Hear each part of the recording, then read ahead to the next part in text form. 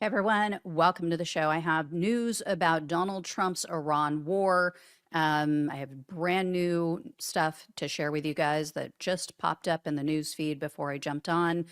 Word is that Donald Trump is freaked out by the reaction in the stock market, by the reaction of his base, the rising cost of gas. So he is trying to find a way to save face and also end this war, which that's not going to happen. I mean, you have now pissed off Iran so much that, and the man that they just installed as their leader, you just slaughtered his entire family. So, yeah, this isn't going to end without major bloodshed and a major price to pay by the United States. And this is something that he should have considered before he started this war.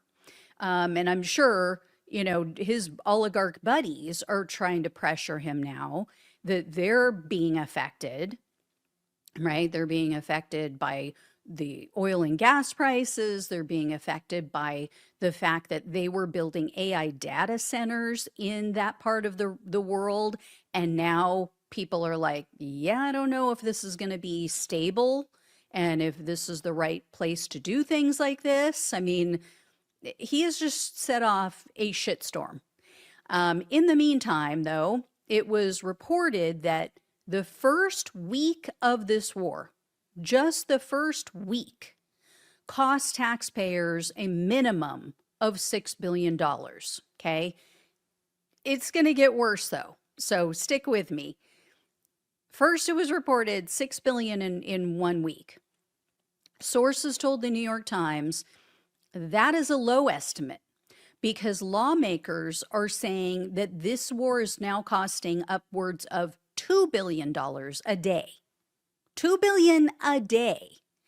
And they said that the first 2 days alone cost $5.6 billion. So you can see how that $6 billion in the first week is way underplaying it. Like we're probably looking at 10 billion or more in the first week. And there was a former Pentagon budget analyst, some sort of official. They told the Wall Street Journal that even before the war began, this likely cost all of us taxpayers $630 million because of the cost of transporting troops and the ships and aircraft, all that to the area. You know what we haven't heard? Not a single mainstream media host or pundit have asked this. How are you going to pay for that? How are we paying for this? Right? When it's about healthcare, childcare, paid family leave, student loan debt, anything that helps average Americans, that is the first and only thing that they harp on.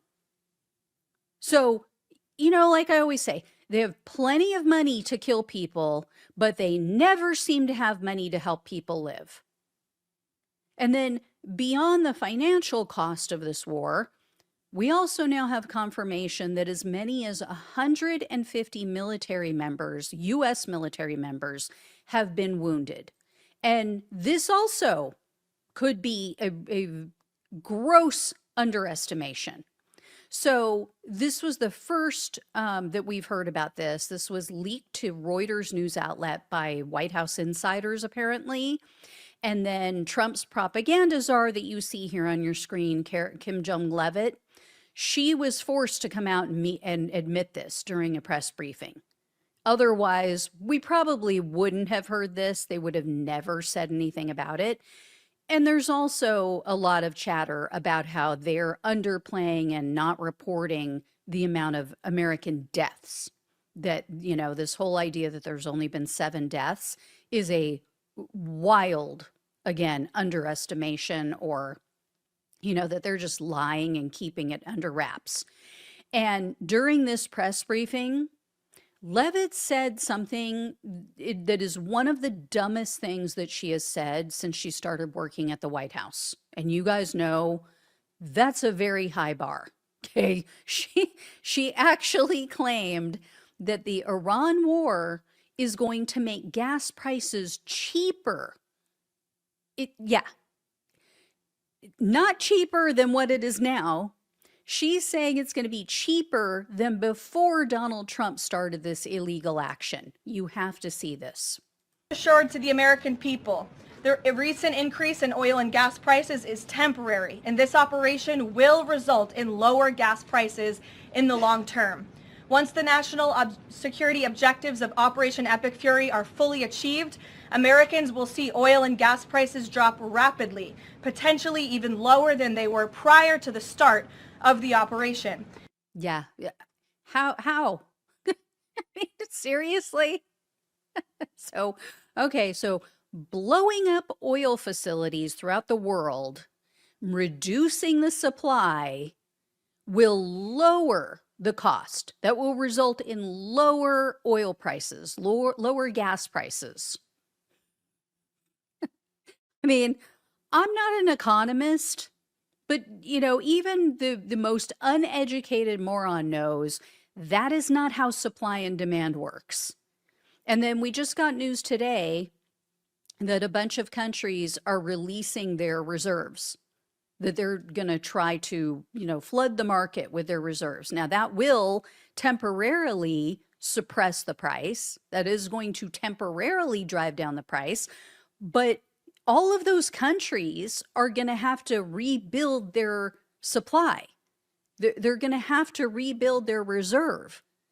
So eventually, we're going to end up with less supply than we have for the demand. So it's artificially, temporarily going to push down the prices, and then we're going to see it explode. And to me, I mean, just from a political standpoint, they would be better off doing that, flooding the market closer to the election. Because now you're in a situation where we're going to end up with high demand, low supply later in the year. I mean, do what you got to do, Diablo, right? Far be it from me to tell them how to win the election, but okay. And it's likely that more oil tankers are going to be blown up because we just saw 3 more ships being blown up today.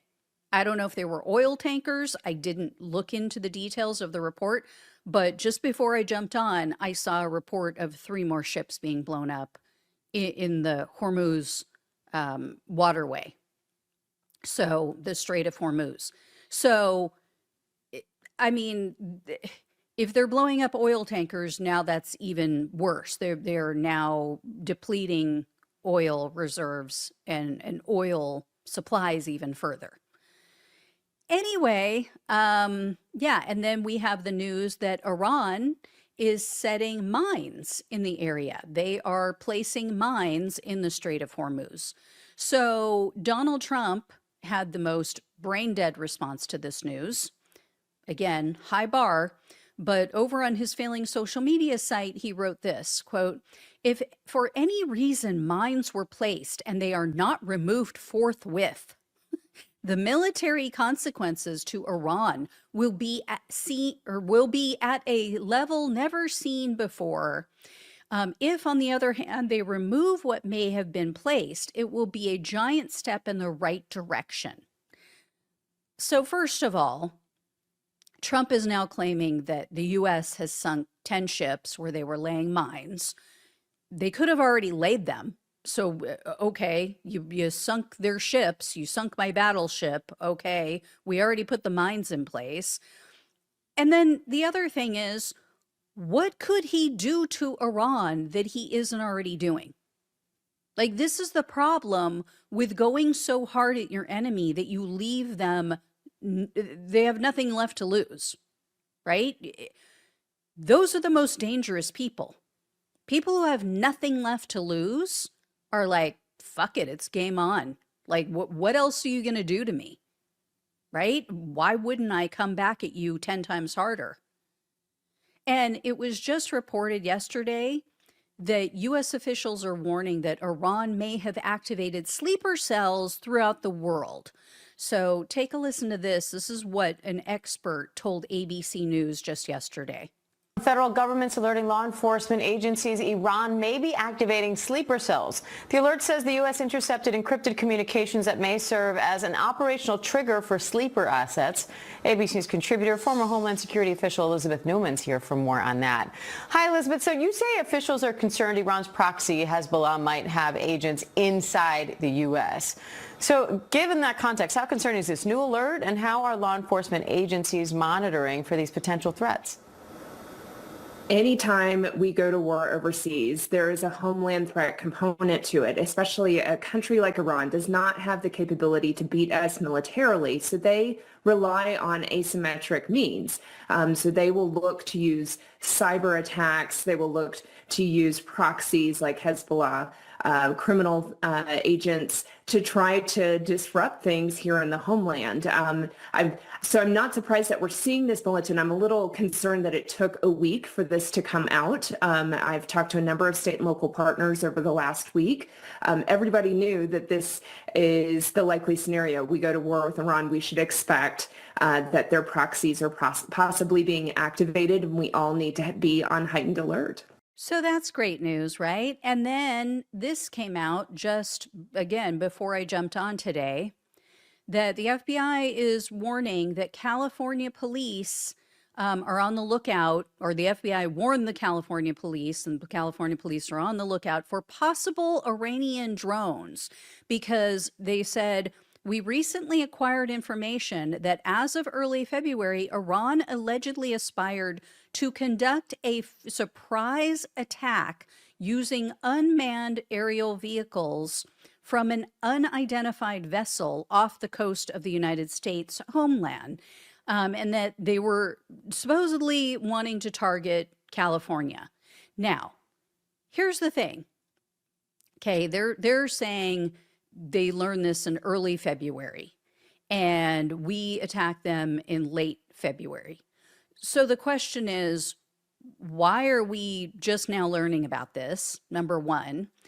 And obviously, this brings up some concerns. I mean, the obvious concern is we might start seeing terrorist attacks here in the U.S. I mean, that goes without saying. And on U.S. citizens throughout the world. My other concern is that these are now false flags, that the U.S. is going to either report or conduct some sort of false flag operation so that they can blame Iran. And that they can then say, see, this is why we have to keep fighting. This is why we went to war. This is what we were concerned about. Because the thing is, Donald Trump clearly knows, as he's trying to, moonwalk out of this war, he knows that this is very unpopular. And the longer it drags on, the more unpopular it becomes. So as it becomes more and more unpopular, it is more likely that he's going to do something. He and or his war hawks and his administration are going to do something out of desperation like that. And that they're going to go, oh, well, see, these horrible Iranians, this is what they did to us. And so now we have to go, full hog into this like we did in Afghanistan. And then we're going to end up 10, 20 years down the road in this same shit. And then check this out. So Trump giggled like a little schoolgirl when he was asked about the U.S. committing a war crime. This was about us blowing up an unarmed Iranian ship and killing over 100 of their sailors. I mentioned this the other day, that they were on the way back from just like, an event. They weren't armed. They specifically were banned or barred from bringing ammunition to this event. It was, held by the Indian government. The U.S. took part in it as well. And so Trump was asked about this the other day at a press conference, and he was asked, like, why didn't we just capture the ship? Why did we have to blow it up and sink it and kill all of their crew? And he said, which he always does this, but he said that an official told him, quote, "It's more fun to sink them." Just sick. And then the crowd and Donald Trump start laughing at this. And then he said, quote, "They like sinking them better. They say it's safer to sink them. I guess it's probably true." So these people are just fucking monsters. These are just absolute fucking monsters that we're dealing with. Anyway, guys, I will have more for you probably tomorrow. Come back with another update on what all transpires today. Unfolds, transpires. I combine those two into transfolds. So new word. You've got a new word here now, transfolds. Anyway, not a laughing matter, but we have to laugh to keep from crying, right? All right. Thank you all so much for watching and listening. Please like, share, and subscribe. Please donate if you can. Love you all. Take care. Talk with you soon.